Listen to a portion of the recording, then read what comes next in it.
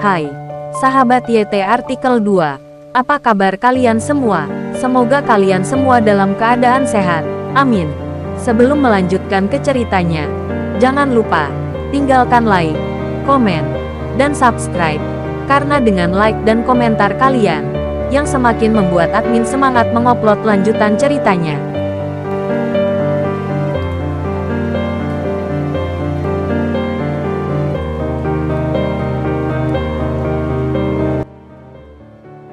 Episode 244. Kisah Aditya, anak bos besar yang berpura-pura miskin. Tuan Aditya, kami di sini. Kepala botak itu keluar dari mobil dan tiba di depan mobil Aditya.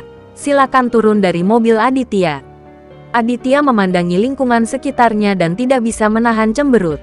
Daerah sekitarnya sangat terpencil.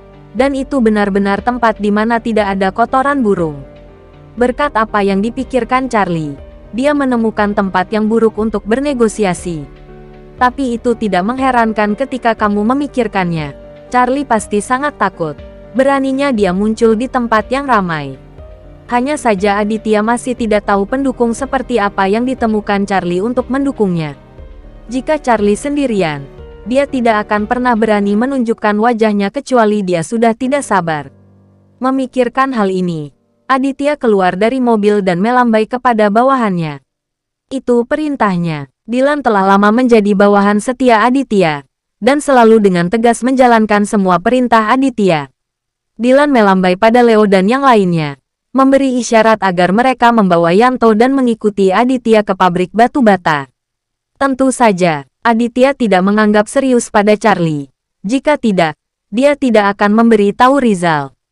Di bawah kepemimpinan Dylan, lebih dari 20 orang mengikuti Aditya ke dalam pabrik batu bata. Pabrik batu bata yang terbengkalai sangat sepi. Hanya deretan rumah bata merah kecil di kejauhan yang mengeluarkan asap, dan seharusnya ada orang yang sedang memasak di sana. Aditya memimpin orang-orang langsung ke deretan bungalow di sana. Dia hanya ingin melihat Charlie segera. Begitu mereka tiba di pintu bungalow, Aditya melihat pintunya ditendang dari dalam. Dengan keras, panel pintu yang sudah bobrok langsung hancur berkeping-keping oleh tendangan kuat ini. Tetapi juga terlihat bahwa orang yang menendang pintu memiliki kaki yang cukup kuat. Jadi dia adalah pria kuat. Seorang pria berusia 30-an keluar dari dalam. Dan di belakangnya ada beberapa pemuda. Masing-masing dari orang-orang ini memegang sesuatu di tangannya. Pada dasarnya batang besi. Dan pria berusia 30-an memegang pisau panjang yang tajam di tangannya. Pria yang memimpin memiliki wajah galak dan bekas luka panjang di pipi kanannya, yang membuatnya tampak menakutkan. Hehe, masih banyak orang. Apakah kamu ingin bertarung denganku?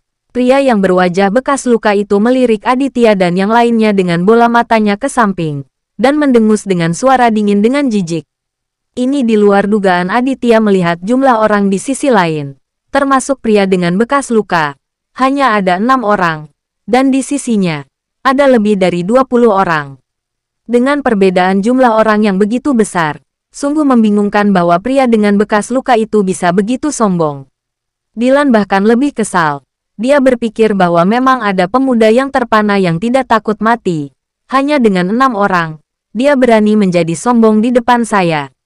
Jadi bagaimana jika aku hanya berkelahi denganmu? Apakah kamu tidak yakin? Leo berjalan menuju pria yang terluka itu dengan sebatang tongkat di tangannya. Pria yang terluka itu menatap Leo dengan jijik, dan kemudian berkata sambil tersenyum, "Bung, apakah kamu tahu siapa aku?" Leo terdiam setelah mendengar ini. Bagaimana dia pernah melihat pria ini sebelumnya? "Kurasa kulitmu kencang. Nak, berhenti bicara omong kosong. Biarkan aku merobek kulitmu." Suara berat Leo selesai, dan bergegas. Pria dengan bekas luka itu juga tidak ambigu, mengayunkan pisau panjangnya dan menebas kepala Leo. Suara mendesing, pisau ini cepat dan ganas, tebasan sampai mati. Kuharap aku bisa menghancurkan kepala Leo dengan satu pisau. Bahkan Aditya berkeringat memikirkan Leo. Meskipun Leo biasa bertarung, pisau ini benar-benar cukup kejam. Jika dia tidak berhati-hati, nyawa Leo akan dipertaruhkan. Leo juga terkejut. Dia tidak menyangka pihak lain akan menyerang begitu keras. Dan kecepatan serta kekuatan tebasan ini sangat mencengangkan. Pasti di luar jangkauan orang biasa. Leo dengan cepat mengelak ke samping, menghindari pisau itu. Panggilan, pria dengan bekas luka itu melakukan serangan bertubi-tubi lagi. Yang menyapu pinggang Leo, tidak baik. Teriak Leo dalam hati. Dia tahu bahwa dia tidak bisa menghindari pisau ini. Dan dia pasti akan ditebas. Dengan dentang, pisau panjang hendak mengenai pinggang Leo. Tiba-tiba ada tongkat terlempar menghalangi pisau pria bekas luka. Suara benturan logam terdengar, memicu percikan api. Leo, yang sangat ingin bertahan hidup, mendongak dan melihat bahwa Aditya lah yang menggunakan tongkat untuk memblokir pisau panjang pria bekas luka itu. Tongkat yang dilemparkan Aditya menyelamatkan nyawanya. Tuan Aditya, Leo sangat tersentuh hingga tersedak. Jika Aditya tidak menyelamatkannya secepat ini, dia pasti sudah menjelaskannya di sini. Berhenti bicara, mundur dan istirahat dulu. Aditya mengguncang tongkat di tangannya dan berkata kepada Leo. Wajah Leo menjadi panas. Dia merasa malu di depan Aditya. Dan juga pada Dylan. Karena dia tidak pernah mengenai badan pria berwajah bekas luka ini. Aditya tidak berpikir Leo malu. Karena Aditya dapat melihat dengan jelas bahwa wajah bekas luka ini pasti seorang praktisi. Dengan pengalaman bertarung setidaknya 10 tahun. Dan itu sama sekali bukan sesuatu yang bisa ditangani oleh orang biasa. Mengapa? Apakah kamu ingin berlatih denganku? Pria berwajah bekas luka itu arogan. Menggoyangkan pisau panjang di tangannya. Dan bertanya pada Aditya dengan jijik. Dari sudut pandang pria berwajah bekas luka. Bahkan Leo yang bertampang garang bukanlah tandingannya. Terlebih lagi, Aditya sangat kurus, jadi pria berwajah bekas luka masih meremehkan Aditya. Aditya telah belajar karate dari Rizal selama bertahun-tahun, dan dia tidak sebanding dengan orang biasa. Ya, tidakkah menurutmu kamu sangat kuat?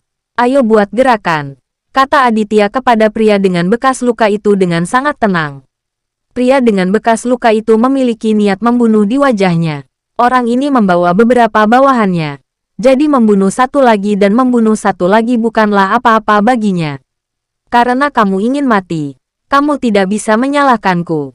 Pria yang berwajah bekas luka itu tertawa dengan arogan. Dan kemudian dia akan menyerang Aditya. Ketika Dylan di samping melihat ini, dia sedikit cemas. Meskipun dalam kesannya, Aditya tampaknya memiliki beberapa trik. Tetapi bagaimanapun juga, pria dengan bekas luka itu sangat tajam. Dan Dylan benar-benar takut Aditya akan melakukan kesalahan. Ayo pergi bersama, Dylan memerintahkan bawahannya. Lalu dia segera bergegas. Aditya melambaikan tangannya, memberi isyarat pada Vilan dan yang lainnya untuk mundur. Tuan Aditya, Dylan memandang Aditya dengan cemas. Dia pikir dia sangat kuat, jadi saya akan maju dan tantang dia. Dan ajari dia untuk menjadi seorang pria. Aditya berkata kepada Dylan dengan acuh tak acuh. Dylan juga tahu temperamen Aditya. Jadi dia tidak punya pilihan selain berhenti berbicara. Dan mengajak bawahannya untuk menonton pertempuran. Ajari aku menjadi tangguh. Sialan. Pria dengan bekas luka itu meludah. Lalu mengayunkan pisau panjangnya dan menyerang Aditya. Teknik pedangnya masih sangat ganas. Tapi itu tergantung dengan siapa. Ketika dia bertarung dengan Leo, pria dengan bekas luka itu tidak melakukannya. Tidak memiliki tekanan sama sekali. Karena tadi begitu dia mulai, dia tahu bahwa karate Leo hanyalah kucing berkaki 3.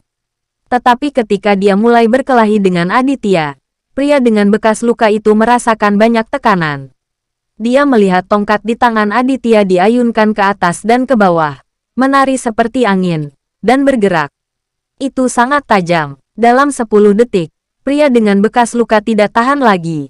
Keringat dingin pecah dari pelipisnya. Tuan Aditya benar-benar jago. Leo tertawa dan berkata dengan lantang kepada Dylan. Dylan juga sangat terkejut. Bagaimana dia bisa berpikir bahwa Aditya begitu tajam? Mereka yang berada di bawah-bawahan Dylan juga mengagumi Aditya. Mereka semua tahu bahwa jika mereka maju, mereka pasti akan dibajak sampai mati.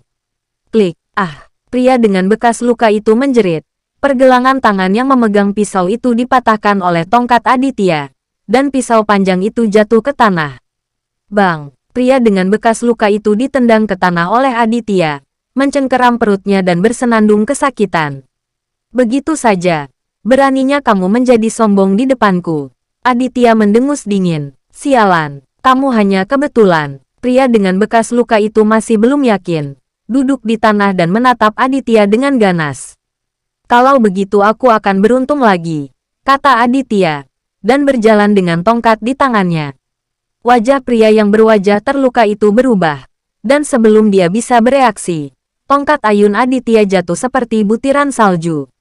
Cambukan tongkat membuat pria dengan bekas luka itu berguling-guling di tanah, melolong seperti serigala. Saat 5 laki-laki di sebelah pria dengan bekas luka itu hendak bergerak, mereka dikelilingi oleh anak buah Dylan. Setelah meninju dan menendang, mereka berlima berbaring dengan hidung memar dan wajah bengkak. "Di mana Charlie?" Aditya bertanya dengan tegas setelah menendang wajah pria yang terluka itu. Pria dengan bekas luka itu ditendang sampai hidungnya berdarah. Dia menjadi gila, sangat membenci Aditya hingga giginya gatal. "Jangan tanya aku tidak tahu. Aku tidak akan memberitahumu." "Apa?" Aditya berteriak dengan marah, dan memukul pria itu dengan tongkat. Pria dengan bekas luka itu memiliki luka besar di kepalanya, hampir pingsan karena kesakitan. "Apakah kamu tahu sekarang?" Aditya bertanya pada pria dengan bekas luka itu.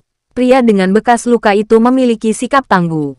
Meskipun dia tidak berani membentak Aditya lagi, dia tutup mulut dan tidak mengungkapkan sepatah kata pun kepada Aditya. Aditya benar-benar tidak mempercayai kejahatan ini lagi. Dia akan memukul pria dengan bekas luka itu sampai dia ditundukkan. Tetapi pada saat ini, lebih dari selusin mobil bergegas masuk ke pabrik batu bata dan bergegas menuju sisi ini. Bersambung.